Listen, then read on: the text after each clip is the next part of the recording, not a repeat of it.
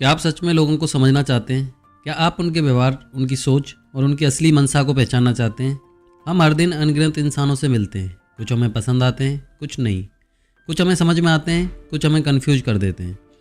लेकिन क्या आपने कभी सोचा है कि इंसान आखिर बिहेव कैसे करते हैं?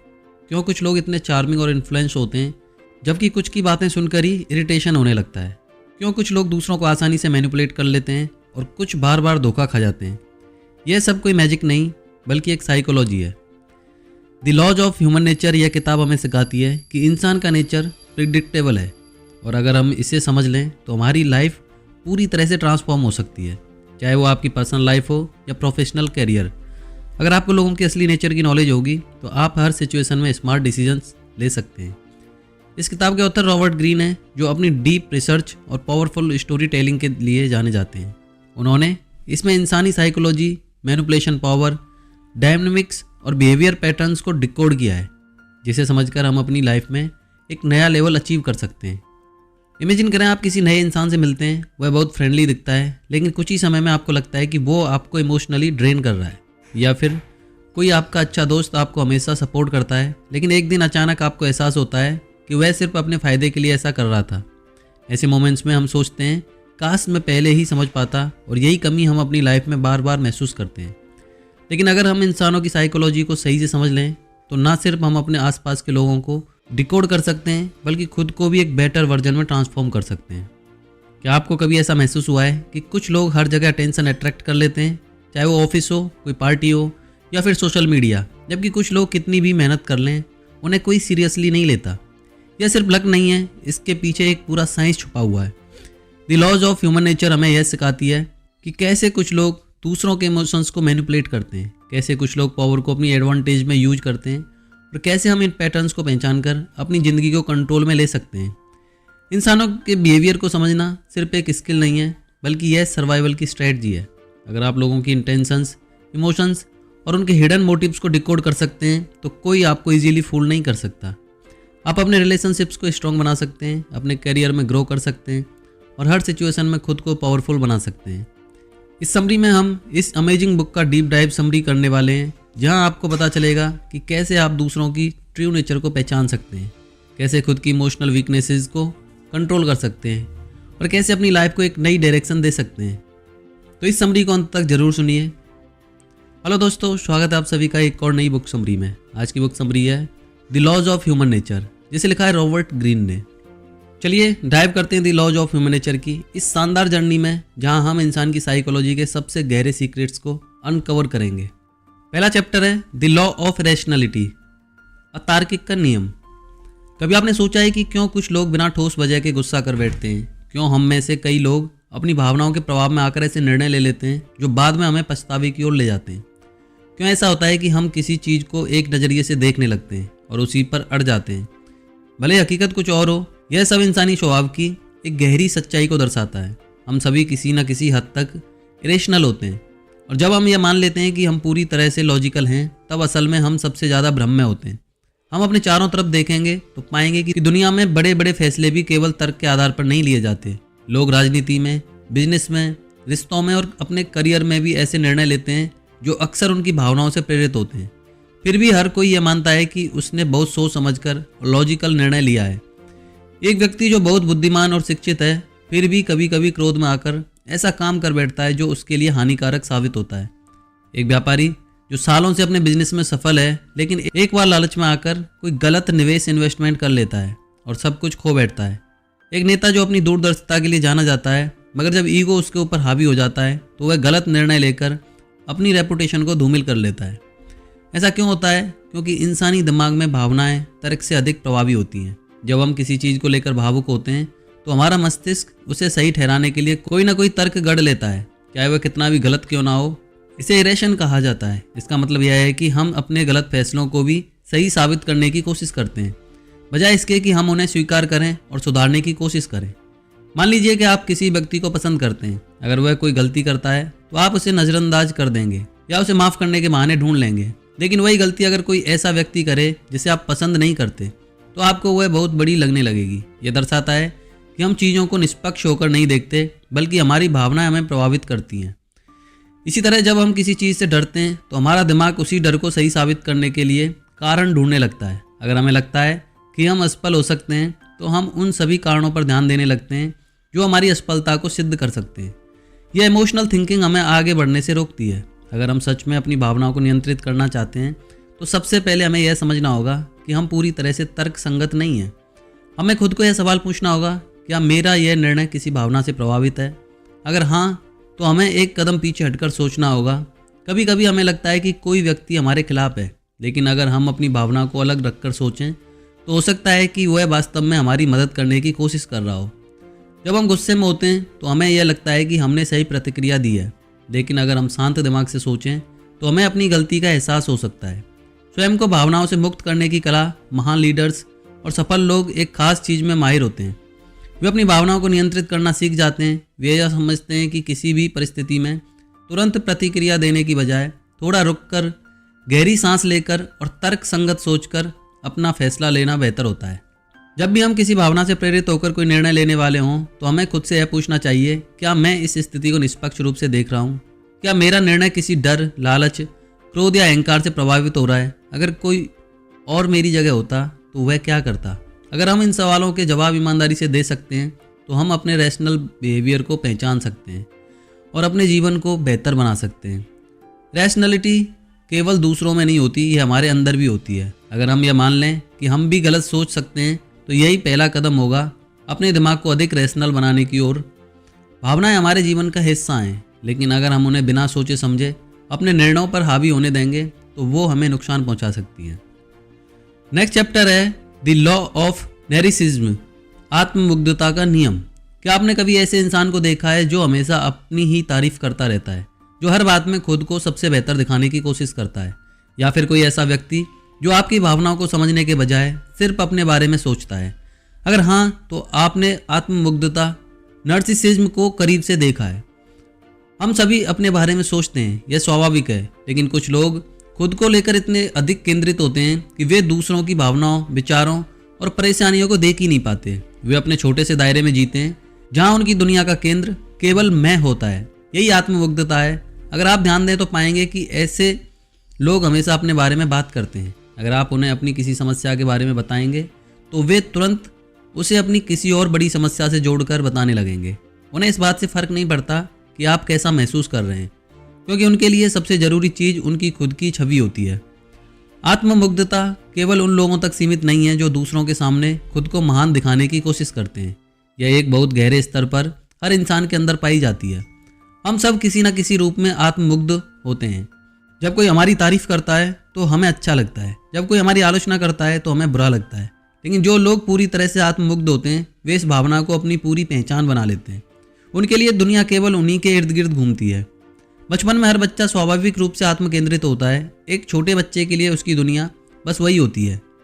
वह यह नहीं समझ पाता कि उसके माता पिता भी थक सकते हैं या परेशान हो सकते हैं। लेकिन जैसे जैसे हम बड़े होते हैं हमें दूसरों की भावनाओं को समझने की क्षमता, एम्पैथी विकसित करनी चाहिए। हमें यह सीखना चाहिए कि हर कोई अपनी परेशानियों और खुशियों के साथ जी रहा है और हम अकेले इस दुनिया के केंद्र में नहीं हैं। लेकिन कुछ लोग इस बदलाव से नहीं गुजरते। वे उसी आत्मकेंद्रित सोच के साथ बड़े होते हैं। यह कई कारणों से हो सकता है। शायद उनके माता पिता ने उन्हें हमेशा यह महसूस कराया कि वे खास हैं, कि वे दूसरों से बेहतर हैं, या फिर हो सकता है कि वे अपने बचपन में उपेक्षित, नेग्लेक्टेड रहे हों और इसलिए वे अब दुनिया से वही प्यार और ध्यान पाने की कोशिश कर रहे हों जो उन्हें पहले नहीं मिला। कुछ लोग अपने जीवन के संघर्षों से इतनी गहराई से प्रभावित होते हैं कि वे हर चीज़ को अपने दर्द के चश्मे से देखने लगते हैं। अगर वे किसी कठिन समय से गुजरे हैं तो उन्हें यह महसूस होता है कि दुनिया उनके साथ अन्याय कर रही है और इसलिए वे अपने दुख को बाकी सभी चीज़ों से ऊपर रखते हैं। वे यह भूल जाते हैं कि हर इंसान के जीवन में संघर्ष होता है। आत्ममुग्ध व्यक्ति की पहचान करना मुश्किल नहीं है। वे अक्सर अपनी ही कहानियाँ सुनाने में व्यस्त रहते हैं। वे आपकी बातों को काटकर अपनी बात रखना पसंद करते हैं। अगर आप उन्हें कोई सुझाव दें तो वे उसे नज़रअंदाज कर देंगे या फिर इसे ऐसे लेंगे जैसे आप उनकी आलोचना कर रहे हों। उन्हें लगातार प्रशंसा, वैलिडेशन की ज़रूरत होती है और अगर वे इसे नहीं पाते तो वे चिढ़ जाते हैं। वे खुद को दुनिया से अलग और विशेष मानते हैं। उन्हें लगता है कि उन्हें हमेशा दूसरों से बेहतर ट्रीटमेंट मिलना चाहिए। अगर कोई उनकी तारीफ़ करता है तो वे उसे पसंद करते हैं, लेकिन अगर कोई उनकी गलतियों को उजागर करे तो वे तुरंत रक्षात्मक, डिफेंसिव हो जाते हैं या उस व्यक्ति को अपना दुश्मन मान लेते हैं। आत्ममुग्धता का सबसे खतरनाक पहलू यह है कि यह इंसान के रिश्तों को बर्बाद कर सकती है। एक आत्ममुग्ध व्यक्ति कभी भी किसी रिश्ते में बराबरी का संतुलन, बैलेंस बनाए नहीं रख सकता, क्योंकि उनके लिए सबसे जरूरी चीज़ केवल खुद की छवि होती है। वे अपने पार्टनर की भावनाओं को नहीं समझते और अपने दोस्तों से भी सिर्फ उतना ही रिश्ता रखते हैं जितना उनके लिए फ़ायदेमंद हो।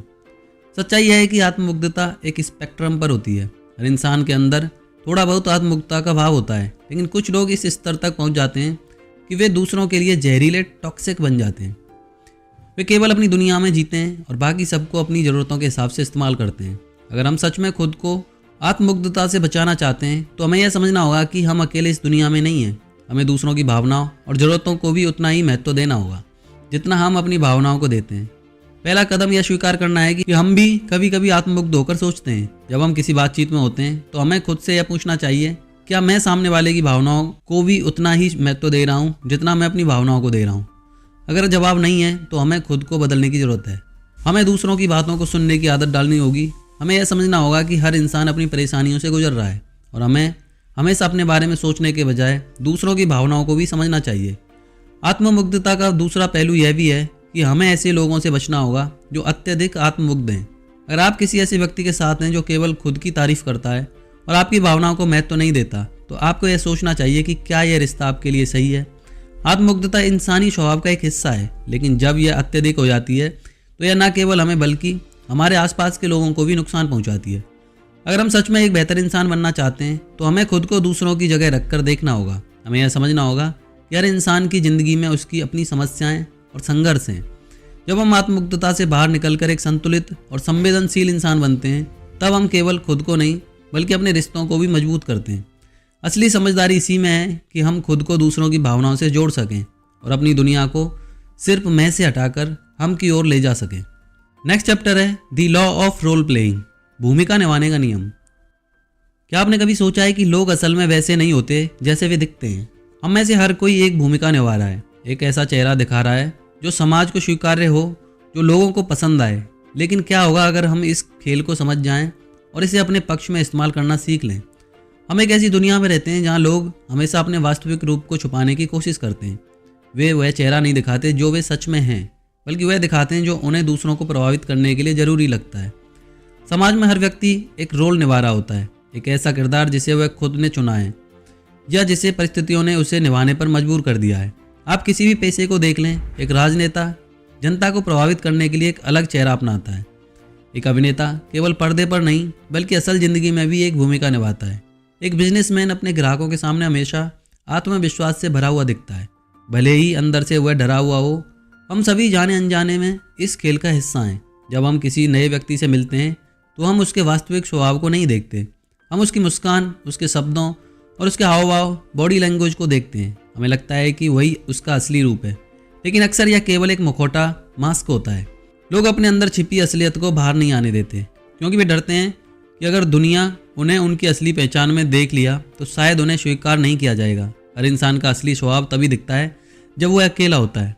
जब कोई हमें देख नहीं रहा होता तब हम असल में वैसे होते हैं जैसे हम हैं, बिना किसी दिखावे के, बिना किसी बनावटी मुस्कान के। लेकिन जैसे ही हम किसी के सामने आते हैं, हमारा रोल प्लेइंग शुरू हो जाता है। हम अपनी बॉडी लैंग्वेज को नियंत्रित करते हैं, अपने शब्दों को तोलते हैं और खुद को ऐसा दिखाने की कोशिश करते हैं जैसा हमें लगता है कि सामने वाले को पसंद आएगा। बचपन से ही हमें यह सिखाया जाता है कि हमें कैसे व्यवहार करना चाहिए। जब हम स्कूल में होते हैं तो हमें अनुशासित, डिसिप्लिन दिखना पड़ता है, भले ही हमारा मन शरारत करने का हो। जब हम नौकरी पर जाते हैं तो हमें हमेशा प्रोफेशनल और आत्मविश्वास दिखाना होता है, भले ही अंदर से हम घबराए हुए हों। जब हम समाज में होते हैं तो हमें अच्छा, दयालु और समझदार दिखना होता है, भले ही हमारे मन में असली भावनाएं कुछ और ही चल रही हों। लेकिन भूमिकाएं इसलिए निभाते हैं क्योंकि यह उन्हें समाज में स्वीकार्यता, एक्सेप्टेंस दिलाती है। एक कर्मचारी अपने बॉस के सामने एक आदर्श कर्मचारी की भूमिका निभाता है। एक नेता जनता के सामने एक ईमानदार व्यक्ति का मुखौटा पहनता है। और एक दोस्त भी कभी कभी अपनी सच्ची भावनाओं को छुपाकर वही दिखाता है जो उसके दोस्त को अच्छा लगे। लेकिन सवाल यह उठता है, क्या हम इन भूमिकाओं के जाल में फंस चुके हैं? क्या हम अपने असली स्वभाव से इतने दूर हो चुके हैं कि हमें खुद भी नहीं पता कि हम असल में कौन हैं? अगर आप लोगों को ध्यान से देखें तो आप यह समझ सकते हैं कि कौन अपनी असली भावनाओं को छुपा रहा है और कौन सच बोल रहा है। जब कोई व्यक्ति बहुत अधिक आत्मविश्वास दिखाने की कोशिश करता है तो हो सकता है कि वह अंदर से असुरक्षित, इनसिक्योर हो। जब कोई बहुत अधिक दयालु बनने की कोशिश करता है तो संभव है कि वह अपनी असली भावनाओं को छुपा रहा हो। लोगों के चेहरे पर दिखी हुई मुस्कान हमेशा उनके मन की सच्चाई को नहीं दिखाती। कभी कभी उनकी आंखों में छुपा डर, उनके हाथों की हल्की सी हलचल, उनकी आवाज़ का कंपन, यह सब उनके अंदर छुपे सच को उजागर कर सकता है। लेकिन इस खेल में केवल दर्शक बनकर रहने की जरूरत नहीं है। अगर आप इस नियम को समझ जाएं तो आप इसे अपने पक्ष में इस्तेमाल कर सकते हैं। जब आपको किसी से कुछ हासिल करना हो तो आप भी अपनी भूमिका को इस तरह से ढाल सकते हैं कि सामने वाला आपके प्रभाव में आ जाए। आप अपने शब्दों, अपनी बॉडी लैंग्वेज और अपने हाव भाव का इस्तेमाल करके लोगों को वह दिखा सकते हैं जो वे देखना चाहते हैं। अब सवाल ये उठता है कि क्या हमें भी इस खेल का हिस्सा बनना चाहिए? क्या हमें भी एक मुखौटा पहनकर समाज में अपनी जगह बनानी चाहिए? इसका जवाब इतना सरल नहीं है। अगर आप इस दुनिया में सफल होना चाहते हैं तो आपको यह समझना होगा कि रोल प्लेइंग इस समाज का हिस्सा है। आपको यह सीखना होगा कि कब और कैसे खुद को इस खेल में शामिल करना है। अगर आप एक नौकरी के इंटरव्यू में हैं तो आप अपना आत्मविश्वास दिखाएंगे, भले ही आप अंदर से नर्वस हों। अगर आप किसी महत्वपूर्ण व्यक्ति से मिल रहे हैं तो आप अपनी भाषा और व्यवहार को इस तरह से ढालेंगे कि वह आपसे प्रभावित हो। लेकिन साथ ही आपको यह भी याद रखना होगा कि कहीं यह भूमिका आपकी असली पहचान को ना दबा दे। अगर आप हमेशा एक मुखौटा पहने रहेंगे तो एक समय आएगा जब आपको खुद भी नहीं पता होगा कि आप असल में कौन हैं। इसलिए समझदारी इसी में है कि आप इस नियम को अपने लाभ के लिए इस्तेमाल करें, लेकिन अपनी असली पहचान को भी ना भूलें। दुनिया एक मंच है और हम सभी इस मंच पर अपनी अपनी भूमिकाएं निभा रहे हैं। कोई ये दिखाने की कोशिश कर रहा है कि वह बहुत सफल है, कोई यह साबित करने में लगा है कि वह बहुत खुश है, और कोई अपने दुख को छुपाकर मुस्कान का मुखौटा पहने हुए है। लेकिन आप इस खेल को समझ गए तो आप इसे अपने फायदे के लिए इस्तेमाल कर सकते हैं। जब आप यह समझने लगते हैं कि लोग केवल वह नहीं हैं जो वे दिखते हैं, बल्कि उनके पीछे भी असली चेहरा छुपा हुआ है, तब आप दुनिया को एक अलग नज़रिए से देखने लगते हैं। आप झूठी मुस्कानों के पीछे का दर्द देख सकते हैं, बनावटी आत्मविश्वास के पीछे की असुरक्षा महसूस कर सकते हैं, और दिखावे के शब्दों के पीछे छुपी सच्चाई को पहचान सकते हैं।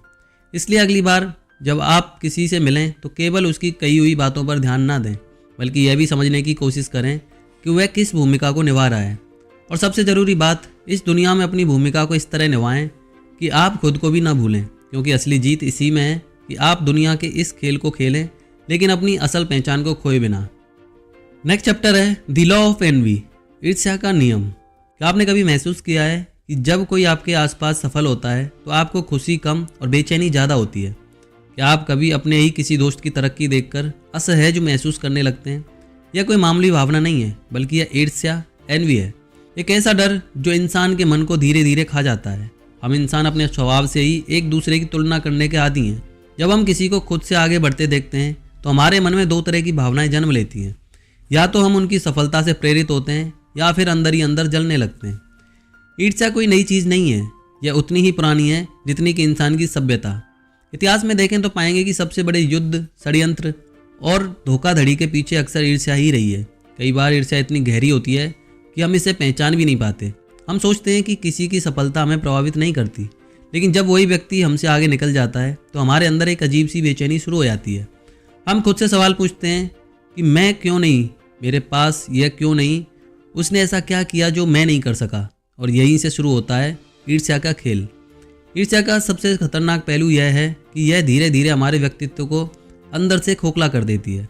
यह हमें दूसरों की उपलब्धियों पर ध्यान देने और अपनी खुद की क्षमता को नज़रअंदाज करने के लिए मजबूर कर देती है। हम अपने लक्ष्यों से भटक जाते हैं क्योंकि हमारा पूरा ध्यान इस पर होता है कि दूसरा व्यक्ति क्या कर रहा है और हमें उससे आगे कैसे निकलना है। अगर हम अपने आसपास ध्यान दें तो पाएंगे कि लोग ईर्ष्या को अलग अलग तरीक़ों से व्यक्त करते हैं। कुछ इसे खुले तौर पर दिखाते हैं, वे आपकी सफलता को कम आंके आपको नीचा दिखाने की कोशिश करेंगे या आपकी उपलब्धियों को सिर्फ किस्मत कहकर टाल देंगे। लेकिन कुछ लोग इसे छुपा लेते हैं, वे आपकी तारीफ तो करेंगे लेकिन उनकी आंखों और शब्दों में एक छुपा हुआ दर्द होगा। वे आपकी मदद करने का दिखावा तो करेंगे लेकिन अंदर ही अंदर चाहेंगे कि आप असफल हो जाएं। ईर्ष्या केवल व्यक्तिगत जीवन तक सीमित नहीं है, यह कार्यस्थलों में, दोस्ती में, रिश्तों में और यहाँ तक कि परिवारों में भी देखने को मिलती है। अक्सर भाई बहनों में, सहकर्मियों में, यहाँ तक कि सबसे करीबी दोस्तों में भी यह भावना पनपती है। किसी का प्रमोशन हो जाए, किसी को एक अच्छा जीवन साथी मिल जाए, कोई अपनी पसंद का करियर बना ले, बस यही वह क्षण होते हैं जब ईर्ष्या चुपके से हमारे मन में जगह बना लेती है। लेकिन क्या ईर्ष्या को पूरी तरह से खत्म किया जा सकता है? शायद नहीं, क्योंकि यह इंसानी स्वभाव का हिस्सा है। लेकिन इसे नियंत्रित जरूर किया जा सकता है। अगर हम समझ जाएं कि ईर्ष्या हमें हमारी खुद की क्षमता से भटकने का काम करती है तो हम इसे अपने फायदे के लिए इस्तेमाल कर सकते हैं। ईर्ष्या को नकारात्मक भावना बनाने के बजाय इससे प्रेरणा का स्रोत बनाया जा सकता है। अगर कोई हमसे बेहतर कर रहा है तो हम उससे सीख सकते हैं, ना कि उससे जल सकते हैं। दुनिया में जो लोग सफल हुए हैं वे केवल अपनी मेहनत की वजह से नहीं, बल्कि इसलिए भी सफल हुए हैं क्योंकि उन्होंने अपनी ईर्ष्या को सकारात्मक दिशा में मोड़ दिया। उन्होंने दूसरों की सफलता से सीखने की आदत डाली, ना कि उसे देखकर खुद को कोसने की। इसलिए अगली बार जब आप किसी की सफलता देखकर असहज महसूस करें तो खुद से यह सवाल पूछें, क्या मैं इस भावना को अपने विकास के लिए इस्तेमाल कर सकता हूँ? अगर हाँ तो इसे प्रेरणा बनाइए, और अगर नहीं तो इसे तुरंत अपने मन से निकाल दीजिए, क्योंकि ईर्ष्या में जलते रहने से कोई आगे नहीं बढ़ता, बल्कि जो इस पहचान पर काबू कर लेता है वही असली विजेता होता है। नेक्स्ट चैप्टर है द लॉ ऑफ एग्रेशन, आक्रामकता का नियम। क्या आपको कभी ऐसा महसूस हुआ है कि कोई आपके खिलाफ चुपचाप साजिश रच रहा है? क्या आप कभी किसी व्यक्ति के मीठे शब्दों के पीछे छिपे गुस्से और जलन को महसूस कर पाए हैं? दुनिया में हर इंसान आक्रामकता एग्रेशन को अलग अलग रूपों में जीता है और व्यक्त करता है। कुछ इसे खुलकर दिखाते हैं तो कुछ इसे मुस्कान के पीछे छिपा लेते हैं। लेकिन एक बात तय है, आक्रामकता हमारे जीवन का हिस्सा है और इसे समझना हमारी सबसे बड़ी ताकत हो सकती है। आक्रामकता को अक्सर गलत समझा जाता है। जब हम इस शब्द को सुनते हैं तो हमारे दिमाग में हिंसा, गुस्सा और शारीरिक संघर्ष की छवि बनती है। लेकिन असली आक्रामकता हमेशा इतनी सीधी नहीं होती। ये कई बार बहुत सूक्ष्म, सटल और छुपी हुई होती है। यह केवल शारीरिक रूप में नहीं, बल्कि शब्दों, भावनाओं और मानसिक खेलों, माइंड गेम्स के रूप में भी सामने आती है। कुछ लोग आक्रामकता को एक हथियार की तरह इस्तेमाल करते हैं, जबकि कुछ इसे नियंत्रण करने की कोशिश करते हैं। समाज में हर इंसान के भीतर एक ना एक रूप में आक्रामकता मौजूद होती है। फर्क सिर्फ इतना है कि कुछ इसे नियंत्रित और सही दिशा में मोड़ना जानते हैं, जबकि कुछ इसे दूसरों के खिलाफ नफरत और बदले की भावना में बदल देते हैं।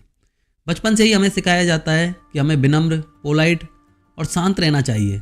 हमें अपने गुस्से को दबाना चाहिए, लेकिन क्या वास्तव में गुस्से को दबाना सही तरीका है, या फिर हमें इसे समझकर सही दिशा में इस्तेमाल करना चाहिए? जब हम अपने आसपास के लोगों को देखते हैं तो हमें कई तरह की आक्रामकता देखने को मिलती है। कुछ लोग सीधे टकराव, कॉन्फ्रेंस में विश्वास रखते हैं। वे अपने गुस्से को खुलकर जाहिर करते हैं, बिना किसी डर के। वे बहस करते हैं, अपनी बात मनवाने के लिए जोर लगाते हैं और कभी कभी लड़ाई तक करने को तैयार हो जाते हैं। ये खुले रूप में दिखने वाली आक्रामकता होती है, जिसे पहचानना आसान होता है। लेकिन कुछ लोग ऐसे होते हैं जो अपनी आक्रामकता को एक अलग ही स्तर पर ले जाते हैं। वे इसे छुपा कर रखते हैं, अपनी नाराज़गी को मीठे शब्दों और दिखावे की मुस्कान में लपेटकर पेश करते हैं। छुपी आक्रामकता, पैसिव अग्रेशन, सबसे खतरनाक होती है। ऐसे लोग सीधी लड़ाई नहीं करते, बल्कि दूसरों के खिलाफ गुप्त रूप से साजिश रचते हैं। वे दूसरों की सफलता में अड़चन डालते हैं, पीठ पीछे बुरा बोलते हैं और दिखावे के रिश्ते निभाते हैं। वे कभी खुलकर अपना गुस्सा नहीं दिखाते, लेकिन उनके मन में जलन और नफरत पलती रहती है। वे सामने से तो आपकी तारीफ करेंगे, लेकिन आपकी नाकामयाबी का इंतजार भी करेंगे। कई बार हम खुद भी इस आक्रामकता का शिकार होते हैं। जब हमें दबाया जाता है, जब हमें अनदेखा किया जाता है, जब हमारी मेहनत का श्रेय कोई और ले लेता है, तब हमारे अंदर भी आक्रामकता जन्म लेती है। लेकिन सवाल यह है कि हम इसे कैसे व्यक्त करते हैं। क्या हम इसे सही दिशा में मोड़ते हैं या इसे अपने ऊपर हावी होने देते हैं? जो लोग आक्रामकता को समझ जाते हैं और इसे नियंत्रित कर लेते हैं, वे समाज में अपनी एक मजबूत पहचान बना पाते हैं। इतिहास में जितने भी महान नेता, बिजनेसमैन और प्रभावशाली लोग हुए हैं, उन्होंने अपनी आक्रामकता को सही दिशा में मोड़ने की कला सीख ली थी। वे अपने गुस्से और आक्रामक ऊर्जा को नष्ट करने के बजाय इसे अपने लक्ष्यों को पाने में लगाते थे। उन्होंने टकराव से बचने के बजाय उसका सामना करना सीखा। आक्रामकता को पूरी तरह खत्म करना संभव नहीं है, क्योंकि यह हमारे अंदर स्वाभाविक रूप से मौजूद होती है। लेकिन इसे समझकर, इसे सही दिशा में इस्तेमाल करके हम इसे अपनी ताकत बना सकते हैं।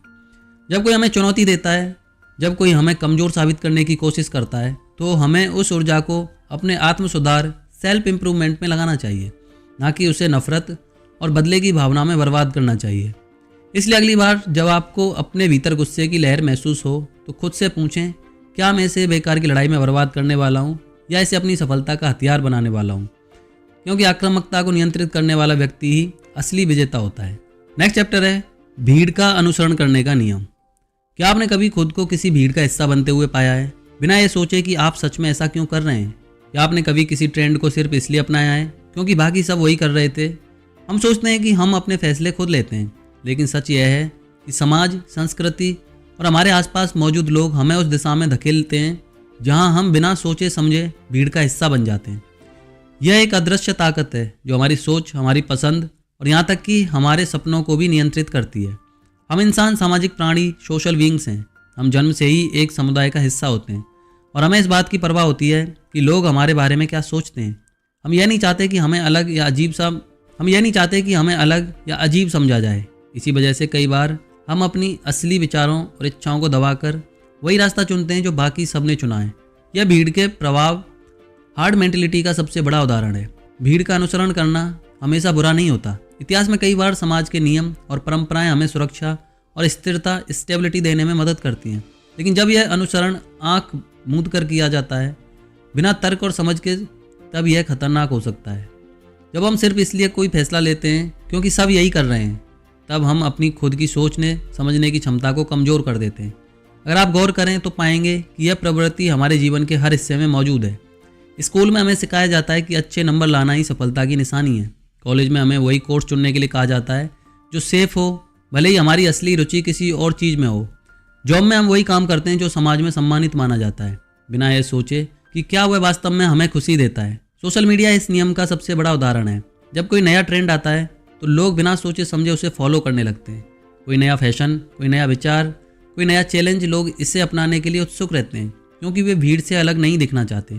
वे नहीं चाहते कि लोग उन्हें आउटडेटेड समझें। यह प्रवृत्ति हमारे फैसलों को नियंत्रित करने लगती है और धीरे धीरे हम यह भूल जाते हैं कि हम असल में क्या चाहते थे। इतिहास गवाह है कि जब जब लोगों ने बिना सवाल किए भीड़ का अनुसरण किया है, तब तब समाज को भारी नुकसान हुआ है। कई बड़े युद्ध, सामाजिक उथल पुथल, आर्थिक संकट, यह सब भीड़ के अंधे अनुसरण का नतीजा है। लोग बिना यह सोचे कि सच क्या है, केवल इसलिए किसी विचार को अपना लेते हैं क्योंकि बाकी सब उसे ही सही मान रहे होते हैं। लेकिन यही वह समय होता है जब असली सोचने वाले लोग, असली लीडर्स और बदलाव लाने वाले लोग खड़े होते हैं। जो लोग भीड़ से अलग सोचने की हिम्मत रखते हैं, वही दुनिया में कुछ नया और क्रांतिकारी करने में सक्षम होते हैं। अगर आप इतिहास के महान आविष्कारकों, कलाकारों और विचारकों को देखें तो पाएं कि वे कभी भी आम भीड़ का हिस्सा नहीं बने। उन्होंने हमेशा सवाल किए, उन्होंने हमेशा अपने रास्ते खुद चुने। वे इस डर में नहीं जिए कि लोग क्या कहेंगे, बल्कि उन्होंने यह सोचा कि मैं क्या नया कर सकता हूँ। इसलिए अगली बार जब आप किसी भीड़ का हिस्सा बनने लगें तो खुद से एक सवाल पूछें, क्या मैं यह सच में अपने मन से कर रहा हूँ या सिर्फ इसलिए क्योंकि बाकी सब यही कर रहे हैं। अगर आपका जवाब दूसरा है तो यह समय है खुद को पहचानने का, अपनी सोच को दिशा देने का और इस भीड़ से बाहर निकलकर अपनी अलग राह बनाने का। क्योंकि इतिहास उन्हीं लोगों को याद रखता है जिन्होंने भीड़ का अनुसरण करने के बजाय भीड़ को एक नई दिशा दी। नेक्स्ट चैप्टर है the law of death denial, मृत्यु के भय का नियम। क्या आपने कभी सोचा है कि आपके जीवन में सबसे बड़ा डर क्या है? क्या यह असफलता है या फिर अकेलापन? शायद इनमें से कुछ भी नहीं। असल में हमारा सबसे गहरा डर मृत्यु या डेथ है। मृत्यु का भय एक ऐसी भावना है जो हमें जीवन भर सताती है, चाहे हम उसे स्वीकार करें या नहीं। हम में से अधिकांश लोग मृत्यु के बारे में सोचने से बचते हैं, लेकिन क्या कभी आपने सोचा है कि अगर हम मृत्यु के डर का सामना करें तो क्या यह हमारे जीवन को और भी अधिक अर्थपूर्ण नहीं बना सकता? मृत्यु के भय को समझना और स्वीकार करना शायद सबसे कठिन कार्यों में से एक है। हम हमेशा यह मानते हैं कि मृत्यु दूसरों के साथ ही होगी, लेकिन खुद के साथ नहीं। हम सोचते हैं कि यह दूर है, कि हम इसे समय पर टाल सकते हैं। जीवन की भागदौड़ में हम अपनी मृत्यु के विचारों को दिमाग से बाहर रखते हैं। हम अपनी उम्मीदों, सपनों और कामों में इतने व्यस्त हो जाते हैं कि हमें लगता है कि मृत्यु हमारे जीवन का हिस्सा नहीं है। लेकिन सच्चाई यह है कि मृत्यु का डर ही हमारे जीवन को नियंत्रित करता है। यह डर हमें जीवन के छोटे छोटे फैसलों में अन्य रूप से प्रभावित करता है। हम जो काम करते हैं वे सिर्फ इसलिए नहीं होते कि हम उन्हें चाहते हैं, बल्कि इसलिए होते हैं क्योंकि हम नहीं चाहते कि मृत्यु हमें किसी समय बिना किसी तैयारी के पकड़ ले। हमारी सबसे बड़ी चिंता यह है कि हम अधूरी ज़िंदगी जीकर चले जाएं। यही कारण है हम अपनी ज़िंदगी के सभी फैसले करते समय भविष्य में आने वाली मृत्यु को नकारते हैं और कुछ करना या सोचना शुरू कर देते हैं जो हमें समय पर करना चाहिए। हमारा डर अक्सर हमारी उम्मीदों से मेल खाता है। हम खुद से कहते हैं अभी बहुत कुछ करना बाकी है, अभी तो मेरी ज़िंदगी की शुरुआत है, मैं अपने सपने पूरे करूँगा। लेकिन फिर धीरे धीरे समय निकल जाता है और हम अपने ख्वाबों को टालते जाते हैं। मृत्यु के विचारों से बचने के लिए यह अनजाने में हमारी गति को धीमा कर देता है, क्योंकि हम मरने से डरते हैं लेकिन जीवन जीने का तरीका भूल जाते हैं। हम यह भूल जाते हैं कि जो समय हम बर्बाद करते हैं वह कभी वापस नहीं आता। हम सभी ने कभी ना कभी अपने अंदर मृत्यु का डर महसूस किया होगा। जब किसी करीबी की मौत होती है तो हमें लगता है कि हमें भी ऐसा ही होना है। उस क्षण में हम महसूस करते हैं कि जीवन कितनी नाजुक चीज़ है और हम कितनी जल्दी से खो सकते हैं।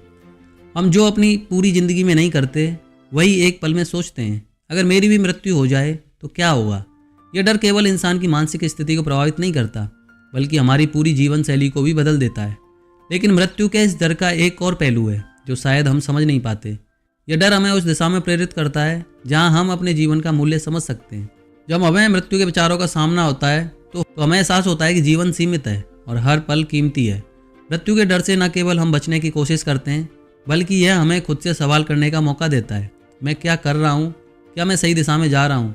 दूसरी ओर जो लोग मृत्यु को नकारते हैं वे जीवन को खाली महसूस करते हैं। वे न केवल अपने जीवन के उद्देश्य से भटकते हैं, बल्कि हर कदम पर वह भय महसूस करते हैं। उनका जीवन अधूरा रह जाएगा। वे समय का सदुपयोग नहीं कर पाते क्योंकि उन्हें लगता है कि मृत्यु कभी दूर नहीं जाती। वे बिना किसी लक्ष्य के, बिना किसी उद्देश्य के अपना जीवन जीते जाते हैं।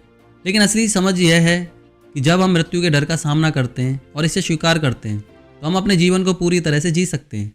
हम हर दिन को इतना मूल्यवान बना सकते हैं कि हमें यह लगे कि हमने अपनी ज़िंदगी खो दी।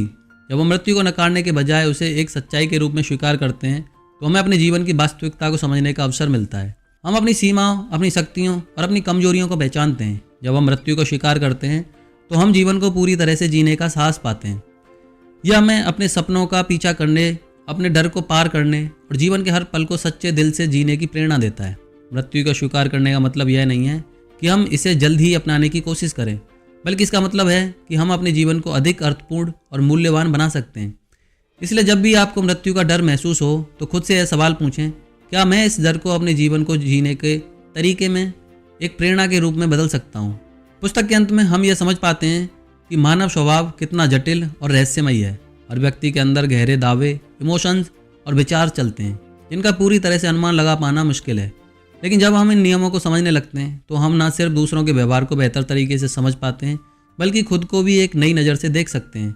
यह नियम हमें आत्म जागरूकता, सेल्फ अवेयरनेस और संवेदनशीलता, एम्पैथी के महत्व को समझाते हैं और हमें यह सिखाते हैं कि हम कैसे अपने और दूसरों के बीच के रिश्तों को और भी मजबूत और प्रभावशाली बना सकते हैं। हर व्यक्ति के अंदर आक्रामकता, ईर्ष्या, भय और अन्य छिपी हुई भावनाएं होती हैं। जब हम इन भावनाओं को पहचानते हैं और उन्हें समझते हैं तो हम अपनी ज़िंदगी में बेहतर फैसले ले सकते हैं और रिश्तों में कम गलतफहमियां पैदा कर सकते हैं। यही नहीं, इन मानव स्वभाव के नियमों को समझकर हम अपने व्यक्तिगत और पेशेवर जीवन में अधिक सफलता प्राप्त कर सकते हैं। जीवन में जिस तरह से हम दूसरों के साथ बर्ताव करते हैं वही हमें वापस मिलता है। इसलिए खुद को समझने और दूसरों को समझने की कोशिश करना न केवल हमें मानसिक शांति देता है, बल्कि हमारे जीवन को और भी प्रभावशाली बना सकता है। तो दोस्तों, ये बुक समरी तो यहीं समाप्त होती है। आपको इस बुक समरी का कौन सा पॉइंट, कौन सी बात अच्छी लगी वो हमें कमेंट सेक्शन में जाकर बता सकते हैं। साथ ही ये बता सकते हैं कि नेक्स्ट बुक समरी आप कौन सी सुनना चाहते हैं। अगर आपको हमारी मेहनत पसंद आ रही है तो हमें एनकरेज करने के लिए हमारे चैनल को सब्सक्राइब करें, साथ ही इस वीडियो को लाइक करें, शेयर करें। मिलते हैं नेक्स्ट बुक समरी में। जय हिंद, जय भारत।